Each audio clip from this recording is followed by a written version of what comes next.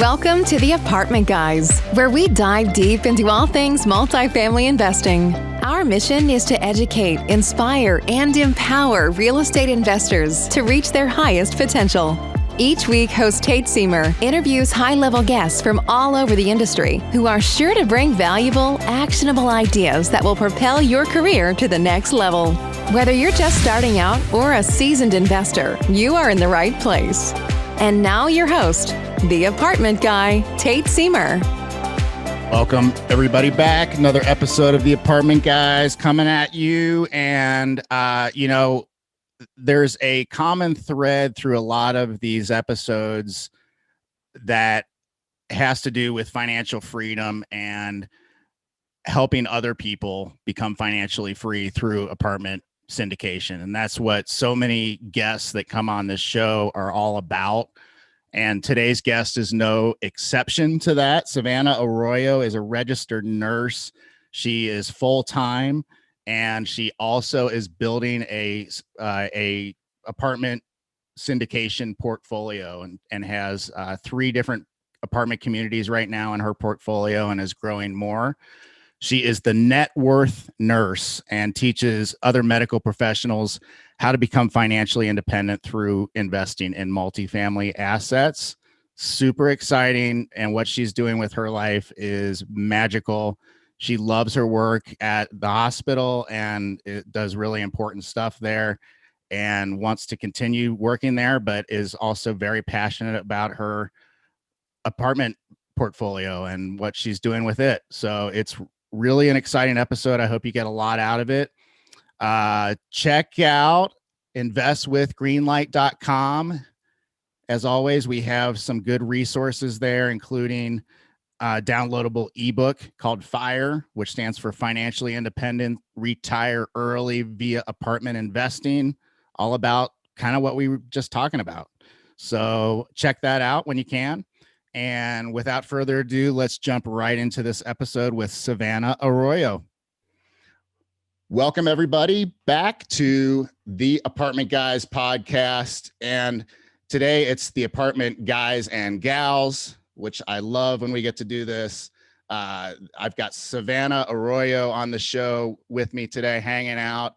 And Savannah has a really interesting story. She is a full-time registered nurse in Los Angeles, California. She calls herself the Networth Nurse. So we'll get into that in a second. She uses her skills as a leader in healthcare operations to manage multifamily syndications. She also helps busy medical professionals create passive income through real estate investing.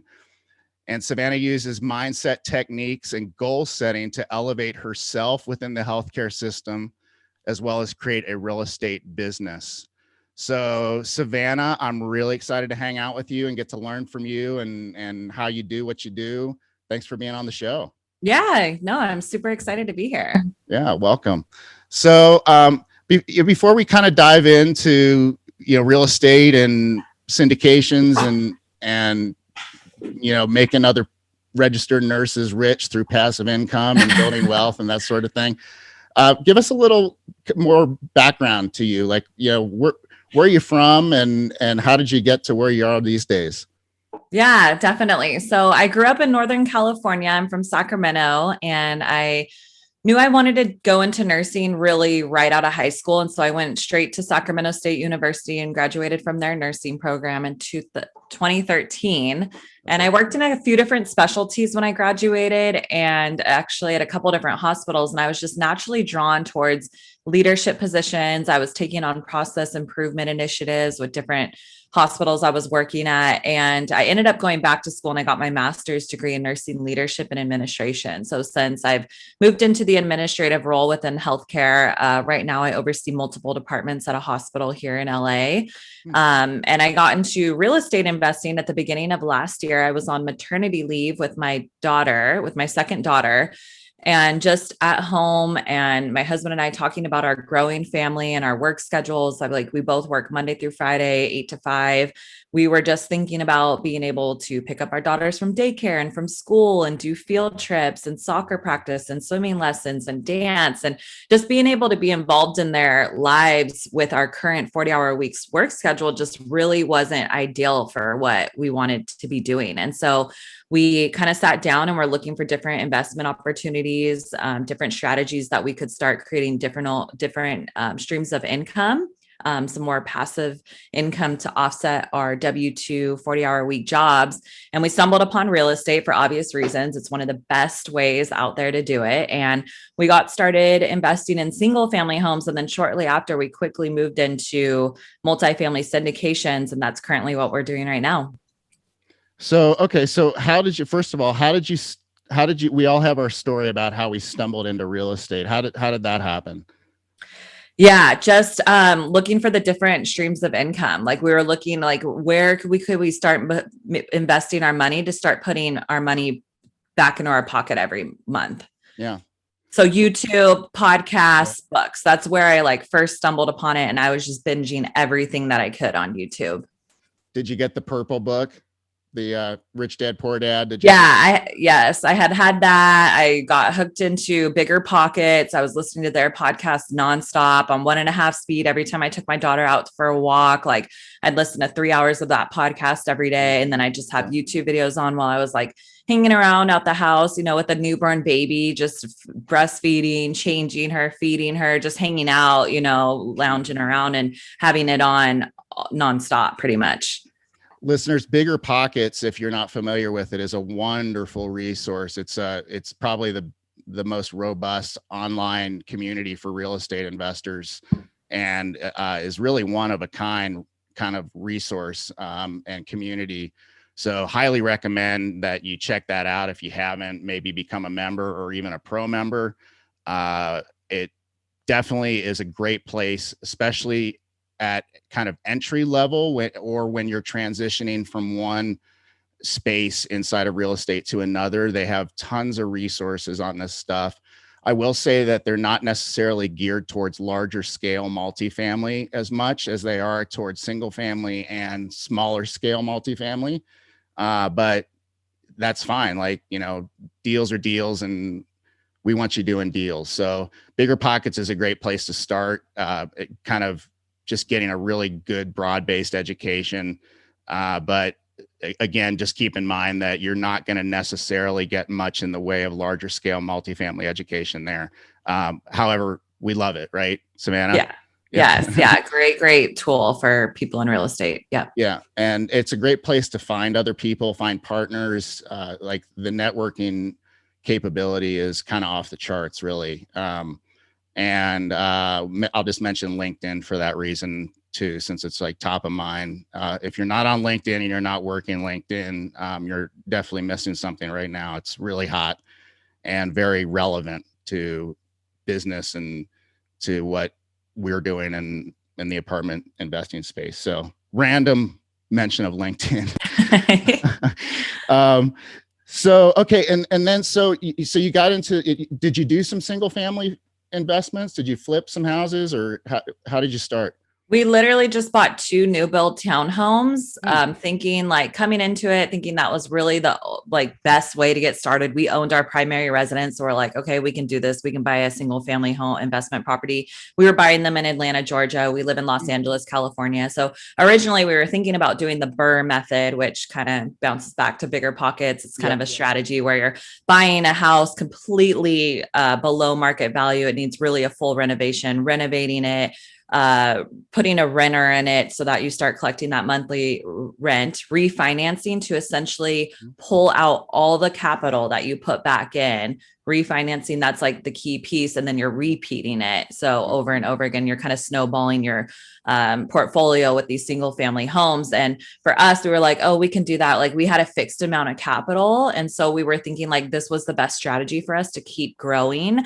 And just when it came down to overseeing a complete renovation across the country as our first real estate investment deal, like it was just way outside of our comfort zone. Like we actually did move forward with like putting offers on some of these homes, but I'm glad it didn't work out because it just would have been too stressful. It probably would have burned us out in the real estate world. Like we didn't want our first deal to really not be a good one in terms of keeping our momentum going. And so we ended up going with new build townhomes, and they've been super easy. They're over in Atlanta, Georgia, pretty much turnkey. And then after we did those, we're like, okay, what's next? What can we do next? And then that's when we found out about multifamily syndications and partnering with other people to take down these apartment deals. Cool. So, okay. So how did you, I'm going to dig here a little bit. How did you find out about that? What was your exposure to because all of us have a point in time where we go from, a lot of us go from single family to multifamily. That's a path that a lot of us take.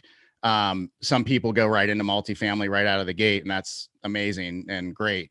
And very doable, I would also mention. But what was it like for you when you went from single family to multifamily that really shifted your mindset to like, okay, we just did these new build townhomes, let's do 20 units or 40 units or whatever the next shift in your mindset looked like? Do you remember a time or something that like triggered that, inspired that? It was definitely listening to podcasts and hearing people saying like, what was the one thing you wish you would have known sooner or done sooner in your real estate careers? And a lot of people were saying like scale through multifamily, not even on multifamily specific podcasts. Like I just kept hearing that. And I didn't think, it was never a thought that we could buy an apartment complex. Like, you just don't really think that when you're coming out as a real estate investor that you can do that. And then when you start learning about it, and especially the syndication where it's like, oh, these people are pooling together their resources. These active operators are partnering with people who want to invest passively. Like the whole concept of the business plan and really operational aspect of these syndications was so appealing to us because we had generated interest from friends and family who wanted to invest in real estate, but not do a lot of the work, especially like the healthcare professionals that I'm now working with. My husband and I mean, my background's in operations, so I love it. And we were just project management. It was really appealing to us. And we liked kind of the big business plan of running, a large apartment deal, exiting within 5 years, returning returns to our investors. Like just the whole business plan was so appealing to us. And we ended up researching it. The financial freedom, or no, it's, Michael Blank's book, Financial Freedom Through Real Estate Investing. I think that's it, the yellow book. So that was one of the big turning points of like, okay, these are the steps he does a really good job of breaking down the steps of getting into and taking down one of these multifamily deals. And so we read that book and then we got hooked. We kind of sat down together, created like a little business plan and what we had envisioned for our business, our real estate business. And then we ended up getting into a mentorship program specifically because we now were going to be handling other people's money and we wanted to be doing it the right way. So it was super important to us, even though we had done the single family deals, that all of our underwriting was vetted and overlooked by someone with 20 plus years experience. Like we didn't want to make an expensive mistake when we had our friends and family investing with us. So that was our motivation behind getting into a mentorship program, just having someone kind of guiding us through that first deal. Did you do Michael Blank's mentorship program? Yes, I did. Yeah. That's great. That's a great program. Again, he's not sponsoring the show. We're not getting paid to mention it, but just as a resource, like it's probably the most, I'll just say it's the, as far as all the programs that I know of personally, it's probably the one that I think the highest of. And that's a result of working with people that have graduated from that program. One of whom is now one of my two primary partners in this business. She spent a year in the Michael Blank mentorship and can speak the language as well or better than anybody that I know in apartments, and has a unbelievably thorough, broad knowledge base of the industry and the game and how it's played and how to get offers accepted and how to find off-market deals. And like, she is really, really sharp, and she's sharp because she's sharp and it's who she is, but she also was very well developed in that mentorship program. So Yeah, that's great. So you have that in your background now. Okay, so take us forward from the mentorship to kind of where we are today. What's happened in your career, and what have you been able to make happen in the multifamily space? Yeah, definitely. So we're working on our third syndication deal. We did a 12 unit, a 24 unit, and we're closing on an 18 unit next week. They're all up in Oregon. We have boots on the ground up there. That's where my parents live. And so we just really established a great team up there, a really great broker who's sending us good deals. We have an amazing property management team in place who has really good contractors, which is super important because some of our projects are value add and we're doing some renovations. So that's super important to have the team in place. And that was something that we were able to develop in Oregon. So that's kind of where our deals have been up until now. Cool. What's it like invest? I don't know much about the Oregon market. What's the Oregon market like? What are cap rates like? What's cash flow like? All that stuff. Yeah, it depends. I mean, so our first deal was really below market rent, so not heavy cash flowing now because we have a lot of value add that we need to push into it. But really, I mean, cap rates will range like 5.5, 6. The last one we bought was around like 6.5. So That's decent good. cash flowing. Yeah, that one's going to be a strong cash flowing deal for our investors. We've had like all three of our deals have been a little bit different in types of returns. So it's been really great to be able to share them with our investors and give different and like opportunities in terms of kind of what to expect with returns. But overall, we're pretty much exit strategy within 5 years for all three deals. Mm-hmm. Yeah.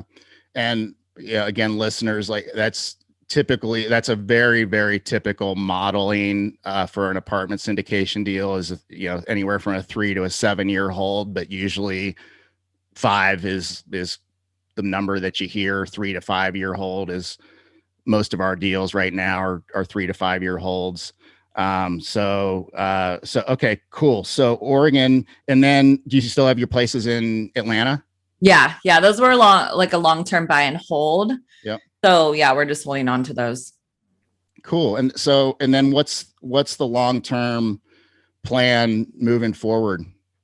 Yeah, definitely. So keep growing, doing deals. After we did that first deal and we were raising capital, we kind of exhausted a lot of our friends and family. And so we kind of got strategic on how we wanted to grow our business. And so I ended up launching the Networth Nurse at the end of 2020. And so launched that brand, really have been building that. I started a weekly meetup for healthcare professionals in real estate that we're doing right now. That has been super, super awesome. Just connecting with a lot of people. I'm really heavy on social media. So I'm constantly connecting with other people in real estate and other operators to just potentially vet out partnerships or just different working relationships. So that's really and then just producing content for our investors. So educating people through blogs, podcasts that I hop on, different webinars and YouTube videos that I'll put out to really just educate our investor base on syndications, what we're doing, and that sort of stuff. So that's really where my main focus is right now. Mm-hmm. Cool. As far as portfolio growth goes, are you looking to continue to grow in Oregon? Do you have your eye on other markets at all? Yeah, we love Oregon and we have a broker there that just relentlessly gives us good deals. So even Awesome. We tried to steer off after the second one and kind of look back in Atlanta or even Reno, Nevada, and he gave us another good deal that we just had to jump on. And so we are looking at Atlanta, Georgia, Reno, Nevada. It's when you have a good thing going in one market, it's hard to leave because first off, like why? If you have such a good thing going, you already have your team in place, it gets a lot easier to get deals done. But we are interested in diversifying our portfolio by investing in other markets. And that's a great way to diversify your portfolio because every market is so different. But for us, we put so much time and effort into the research of a market. Like we very much know our markets before we start purchasing anything there. And so that's kind of like the front work that we have to do. And so we take that very seriously. So for now, we're really just focused on the 3 markets. Yeah, cool. We're in the same boat as far as focusing on the markets that we're working in, right? Once you get, like you say, your boots on the ground, your infrastructure, your team, people you trust, people that trust you, people that are looking to you as somebody that can get a deal closed, as somebody that's a go-getter, and they're bringing, the gravy in this business is either off-market deals that pencil really well and good sources of capital. Like those are the two, like, oxygen sources, if you will, for a syndicator's business. And when you have deals coming in, like you say, from a trusted broker that's out there hustling for you, and finding you good, ideally off-market deals, like, that is great. That's gold. And that's what you're shooting for. If you're not there yet, you need to become an expert in a market and start with one. Like, ideally, maybe it's not great to just work within one market, ideally. And when you have your whole business fleshed out and your business plan's humming along, you're working in maybe 2 or 3 markets, but start with one that you have connections in, that well, maybe the place that you're from. Like, I live in Salt Lake City, Utah, but we buy in Columbus, Ohio, which is my general neck of the woods where I'm from. I'm from Cincinnati.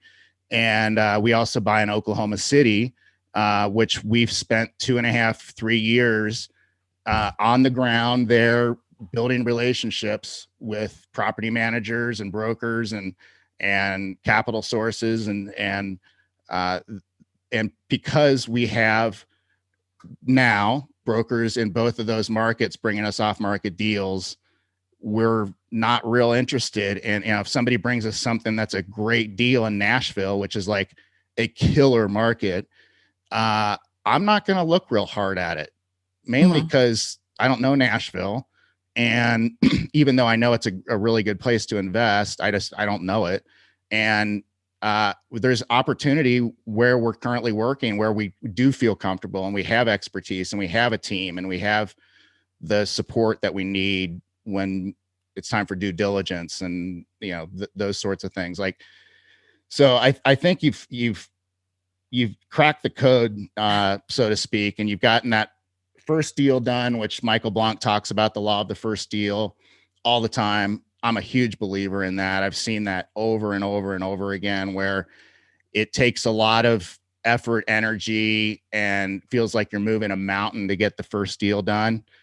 And once you do, it's like all these other mountains come along and just kind of fall into place behind it. And you get your deal flow kicks up, your capital sources start to show up more. And of course, you're out there hustling and working and talking to people. And in Savannah's case, you're developing the Networth Nurse, which is a great brand. And by the way, you need to check out the website. It's Networth. Is it networthnurse.com? Yeah, the Networth Nurse. Yeah. The networthnurse.com. The Networth nurse.com.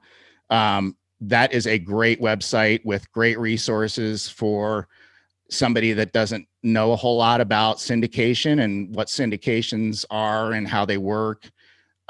Savannah's got a lot of just great resources, videos, explanations, blog posts, good stuff to learn from. And so let's talk about the Networth Nurse a little bit. First of all, tell me about your meetup. Yeah, definitely. So that was something I started. So I started doing a lot of podcasts when I launched my brand. And that was really because for me, podcasts were the biggest source of inspiration, motivation. Like, I loved hearing stories on podcasts. So for me, after I did that first syndication deal, I was like, okay, I want to go on podcasts and kind of share my stories, hope it inspires other people. That was kind of my way of like giving back in the real estate community. And so I made a goal to be on 100 podcasts in a year. And so I think I'm at like 60 something or something crazy, but it's been so amazing because I've gotten to meet so many operators in the space, different people in the real estate world. It's just been such an amazing goal. It's been way more beneficial than I ever could have imagined, just in terms of connecting with people. And I've had a lot of people reach out to me who've heard me on podcasts and either just want to connect or just get tips or advice or hear what I'm doing, or just I get a lot of women or medical professionals that'll reach out to me. And I was they're looking for resources in a community. And I was constantly referring them to other communities and other meetups that I was attending, which was awesome. But as I started having these conversations, I was like, wow, there's a really big need for a meetup or some sort of community for medical professionals, especially in real estate. And so it really motivated me to launch the meetup, just kind of a community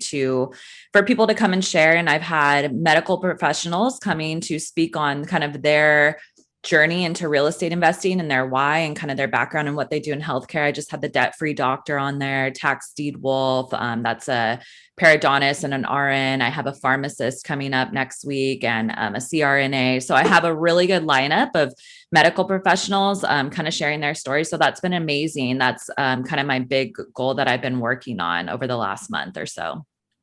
That's so exciting. So the typical medical professional that you work with, what's their story like? Are they, how long have they been in the business? How close are they to retirement? Or what other stuff are they doing for retirement? And then, how much knowledge do they typically have by the time you get to talk to them and work with them? Yeah, it's such a wide range. I would say a lot of the ones that are coming to my meetup and are speakers on my meetup, they're much more engaged and knowledgeable on real estate because they're proactive and maybe more wanting to be active in the real estate game. So those are one type of medical professionals that I've been talking to. And the other type are people who really want to invest passively in real estate. So they're very curious about real estate, interested in real estate, but definitely don't want to really do any part of the heavy lifting. They don't want to flip. They don't want to do like renovations, dealing with tenants, toilets, trash, that kind of stuff. And so that's really where I come in with the syndication route, because it's like the perfect scenario for them. I mean, they get to invest passively in these real estate deals, get to say that they're part ownership in an apartment building. They get amazing returns in apartment. I mean, I know you and your listeners, we all know like the amazing returns that are in multifamily deals, even compared to all the other real estate strategies out there. So for me, my biggest play is like on the numbers, like showing them like, hey, this is like what I'm making on my single family home. Like these are the returns I'm getting. Look at multifamily. These are the returns that you can expect in multifamily. And even if they start asking about like Airbnb or other strategies, I'm like, yeah, take into consideration the return metrics, understand those first and compare them from strategy to strategy. And I mean, I feel like almost always multifamily wins on that, but kind of an amazing opportunity for them to invest passively in these deals and then get the amazing rewards. So that a couple different types of medical professionals. The second one, I mean, both take a lot of education, and that's like my biggest piece of just educating them on what a syndication is. A lot of people have never heard of that. And so for me, like I had someone create a doodle video specifically for me, explaining, literally drawing out what a multifamily syndication is. It's like 3 to 5 minutes. And that's been huge. And I'll send that to people who have no idea what a syndication is. And then afterwards they're like, oh, okay, I get it. This seems cool. Like, yeah, I'd love to see a deal. So education is really the foundation of those conversations. Mm-hmm. I've said this before on the show, and it's worth saying over and over and over and over again. The passive investor position in these apartment in these apartment syndications it's the best position to be in. And I'm saying that as an operator and somebody that's dealing with, I don't deal directly with toilets and tenants, but I deal with the manager that deals with toilets and tenants, and all of the things that go into operations and the acquisitions of these properties and the repositioning of the properties and the turning of the tenant bases and the massive amount of work that we do all day, every day, all week, every week. And the passive investors in these deals they get paid the most, right? They get a preferred payment, meaning they get paid first. Almost always there's some sort of preferred structure in there. And so they're getting paid, a set, not guaranteed payment, but it's a preferred payment, meaning if the cash flow is there to pay it, it gets paid before anything else. And if the business plan is going well, the cash flow will be there. So you get the preferred return, plus you get the majority of the equity split on the rest of the cash flow and the back end profit when the asset is disposed of, and you are getting depreciation, and so you're writing off some of this income, if not all of it. You're not paying taxes on it, and the list kind of goes on and on. You're risk mitigated by the fact that you own this thing, like you are an owner of this apartment building.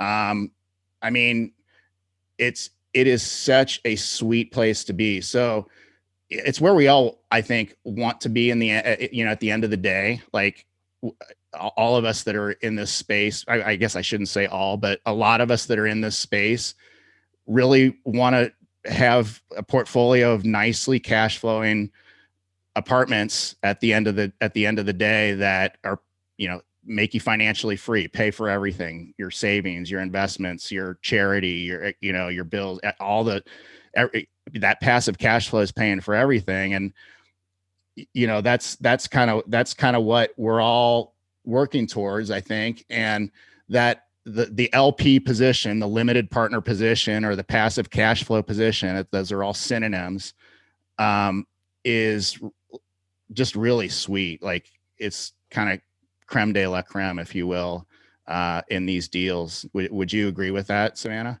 Yeah, no, 100%. It's so great. And I love having the calls with the investors because as a capital raiser going into this field, it can be intimidating. Like I'm not a salesperson at all. Like my background's nursing, like the whole sales aspect of kind of showing people deals and raising money just didn't really feel natural for me.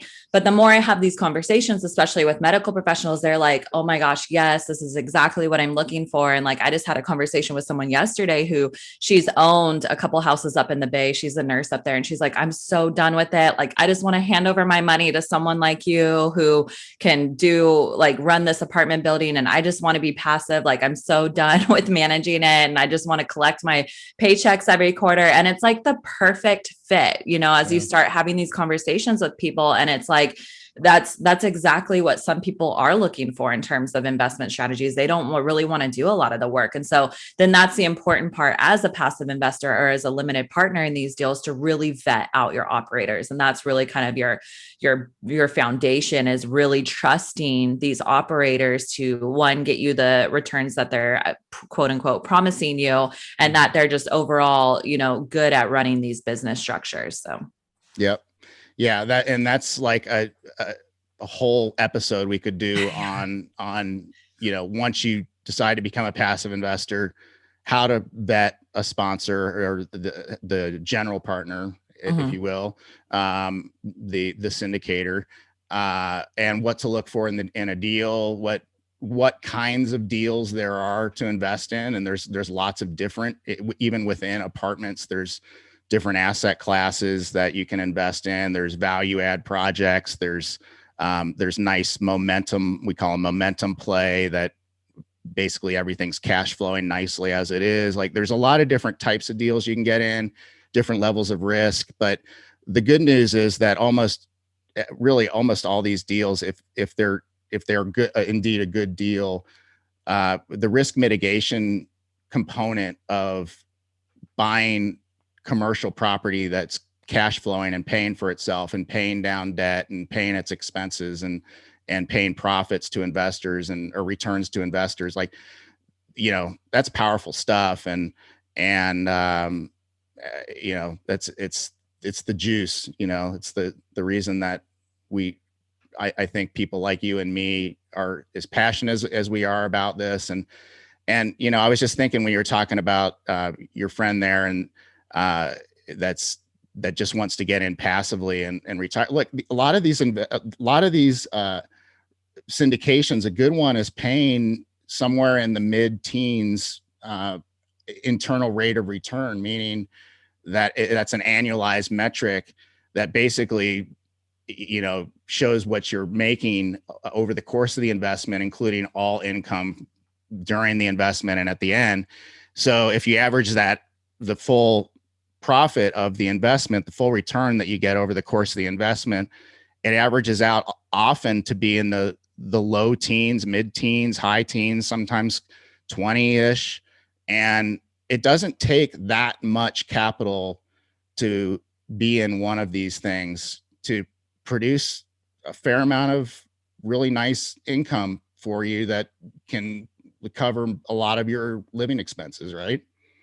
Yeah, totally 100%. And I think like, especially with that, like you're kind of mentioning the entry point, like how to even get into these, like that's a big conversation that I have, especially with healthcare workers, is kind of like where to get the capital to do a type of investment like this. And for like me personally, when my husband and I started out in it, we didn't have any capital to get started, but we knew we wanted to do it. And so for us, it was really getting creative on different ways where we could pull the capital. And so for our first deal of buying those 2 single family homes, we ended up pulling a second mortgage on our home. And that was a huge curve, like mindset shift that we had to overcome of like, you know, a lot of people will tell you, don't pull out debt. Like debt is bad, but we were talking to the right people, learning. I was reading a bunch of stuff and like pulling out debt on, like we had $100,000 worth of equity in our home. So we're pulling it out at 4.2%, putting it into an investment strategy that's getting us 15 to 20%. Like it's a no brainer, right? Like we're making our monthly payments on that second mortgage and some, and we're still getting money back into our pocket every month. And so when you look at it mathematically, and when I explain it to people like that and kind of draw out, like even on Excel spreadsheets, like what the numbers look like, it's like, oh, okay. Like this is like, you talk to the big people out here doing it, leveraging debt is so huge, but kind of to a non-savvy investor, like where a lot of people are in the mindset of like debt is super bad. And so that's kind of a big education piece that I have with people. Like I pulled from my second mortgage for our first deal that we did. Then we ended up pulling from our retirement account under the CARES Act. In 2020, we were able to pull it out penalty free. And a lot of people will say, no, that's very risky. Don't do that. But for us, it was like, okay, we're pulling it out. We didn't get we didn't get penalized on it. We did get taxed on it, but it was over a 3-year period. And we talked to our CPA about this. We did a lot of education, had a lot of conversations with people. We ended up pulling it, pushing it into real estate investments. And then even after the fact, once that CARES Act kind of rolled out. So in this year, 2021, I even pulled from my retirement account. I have Fidelity. I've been putting 15 to 20% of my paychecks working as a nurse since I first started. So people were always like, yes, you're doing the right thing. You're doing great. You're going to have a lot of money when you retire. And to me, I'm like, okay, when I'm 65, like I'm pulling out $1,000 every paycheck to go to this retirement account, and I can't even touch it until I'm 65. So for us, my husband and I, it made more sense to pull it out at a loan. So Fidelity's, it's again 4.25% to pull it out as a loan, and I'm investing it in these real estate business investment opportunities that are giving me 15 to 20%. And people can even do that with life insurance policies. So there's so many ways to tap into capital. And that's a big roadblock that I think a lot of people have. And so that's a huge talking point that I have with medical professionals on how to kind of do that. Yeah. That is a big mindset shift that if you're going to be in, one of the magical aspects of investing in commercial real estate is leverage. And you learn to use leverage to grow wealth and grow cash flow. And look, if you've got $100,000 equity sitting in your house, that is, I'm just going to say it like as I see it for real. That's wasted opportunity. That is I'll put it in a little more positive spin on it. It's available opportunity, right? For you to use to leverage against much more valuable property, right? That we're talking about taking $100,000. Let's just say that's a 20% down payment on a $500,000. Is that right? $400,000, $500,000 project. Right. Yes. Okay. So, quick math, Tate. And like, okay. So at that point, you've got a $500,000 asset that you have $100,000 down on. And let's say like in Utah, the market just went up. We almost doubled in 3 years. That's wow, crazy and unusual, but let's say it goes up 10%. Right. You just gained $50,000 in equity on your $100,000 that you took out of your house that you're paying 4% on, right? Like it is so smart, and it's the way that wealthy people get wealthy. Yeah. Right. It really is. And this vehicle of commercial real estate is one of the most approachable, like doable vehicles for really massive wealth building that we have available to us as kind of ordinary investors, if you will. Not that any of us are anything less than extraordinary, but like, the big boys are going after the 150, 250 unit count type places, assets, and it leaves a vacuum in like your space, the 12 units, the 24 units, the 18 units, the 40 units. Those unit counts are ones that we can go after and get. And guess what? Every single person listening to this can buy apartment buildings. That's the bottom line. Probably most of you actually believe that by now, but maybe there's one of you or a couple of you that are still not convinced. And look, I did it. Savannah did it. And we didn't have everything that it took. Savannah didn't have the capital. I didn't have the capital. And you go out and you resource that stuff and you partner up. This is a team sport, and everything that you need to get these deals done is available in partnerships. So you've done a great job, Savannah, and what you're doing for medical professionals in terms of like setting them free financially and showing them a path towards that and a way to achieve that is what a gift you're offering people. Yeah, no, it's so amazing. It's honestly like one of the most rewarding things about doing the syndications is providing these opportunities for people who otherwise never even knew they existed. Honestly, you don't hear multifamily syndications or real estate syndications too frequently unless you're really in the space. And so just educating people has just been so fulfilling. Yeah, that's awesome. So I wanted to mention on the networthnurse.com, there's a downloadable worksheet that everybody should check out, including me and everybody listening. It's all about overcoming limiting beliefs. And I really think I'm totally convinced that the only major thing, like 90% of getting to where you need to get deals done, is between the ears. Like it is a mindset shift and if you have a limiting belief or a few limiting beliefs between where you are now and that point of believing that you can do this, you need to overcome those limiting beliefs. And that's all they are, is limiting beliefs. That's the good news. And the good news is that when we can bring those limiting beliefs out into the light of consciousness and just look at them for what they are, which is just conditioned thought, basically, and habitual thought that we've just come to think is true, and there's no real basis in reality for it being true. Usually, like, that's where it happens. And once you get that piece done, and you really take on the mindset of like, I can do this. I'm unstoppable. I've got the people around me and the resources and the education, et cetera, to make this happen. Like, you really can do it. Like, you really, really can do it. It's why I do this podcast every week, is because I want people to be believing that this is possible. So Savannah, I know that's your mission and what you're doing as well. And so I thank you for all the service that you're bringing people in the medical field, which is a tough field to work in, I know. So what's your plan as far as medicine goes? Are you going to stay in it for the long term, or you do it because you love it, kind of thing?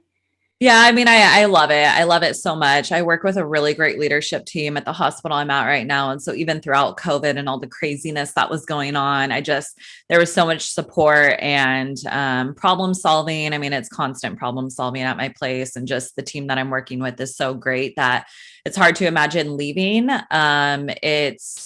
it's a great job and I love it. It's a career that I've just been in love with for such a long time. And I think, especially kind of just what I'm doing, I have a lot of opportunity for growth in the healthcare system itself. And it still provides me with a lot of opportunities to connect with a lot of people in terms of what I'm doing with real estate, because I'm here connecting with these people on a daily basis. So it'd be hard to let that go.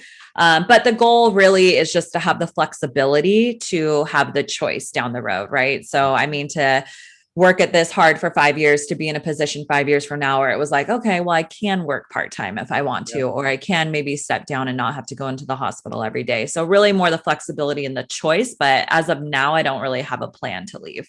Yeah. I love the 5-year timetable. I think that everybody that's listening should have a 3 to 5 year timetable on this game. Like in 5 years, you can get a lot done. It's hard to get a lot done in 12 months. It's very doable to get a lot done in 5 years. So Savannah, this has been amazing. Thank you so much. If people want to reach you, what's the best way? Yeah, definitely. So the Networth Nurse, that's my social media handle on all accounts. So Facebook, Instagram, LinkedIn, and YouTube. I'm super active on social media. I love connecting with people. I share what I'm doing in real estate. I throw in some healthcare stuff, some pictures of my kids. So it's a really good inside look at kind of what I'm doing in terms of real estate. So I love connecting with people on there. It's like my favorite place. So catch me on any of those handles. Like Tate said, I have the worksheet on my website right now. And that was really because I hit my 1 year mark in investing in real estate. And I wanted to create like a YouTube video just reflecting on the last year. And as I was kind of thinking of topics, like it really came down to me overcoming limiting beliefs. And the 3 limiting beliefs that I had with real estate was not having enough money, not having enough time, and not having enough resources. And coming in as a brand new investor, all 3 of those things were very intimidating. I could have definitely been in a position where I just never even started because I thought I didn't have enough time, not enough money. But in that video, I really go over kind of how I overcame those limiting beliefs. And, you know, I work full time. We didn't have capital. I have 2 young kids. So I kind of just crushed a lot of those limiting beliefs. And that was my motivation behind creating the worksheet, was to kind of just maybe help and guide other people to do the same. So I do have that on my website, and I just love connecting with people. So if anything I've said has been remotely interesting, please reach out to me. I would love to connect. Awesome. Awesome. Listeners, there you go. So reach out to Savannah Arroyo on the Networth Nurse handles on all the socials. Check out the YouTube videos, check out our website. Savannah, this has been awesome. Thank you so much for being on The Apartment Guys and Gals. Yeah, thank you. My pleasure. Yeah, awesome. Listeners, thank you for listening to another one. We appreciate you. We love you, and really appreciate your support for this podcast. It's growing fast. The listener base is growing fast, and it's really exciting. So thanks for another one, and we'll catch you next week. Take care, everybody. Thanks for listening to The Apartment Guys with Tate Seamer. Tate and friends are grateful to have you as a loyal listener. If you like what you've heard, please subscribe, rate, review, and share with friends on your Apple Podcasts, Google Play, Spotify, or any other podcast platform. Also, check out Tate's YouTube channel for videos of many of these episodes and more. Until next time, take massive action steps and rock on.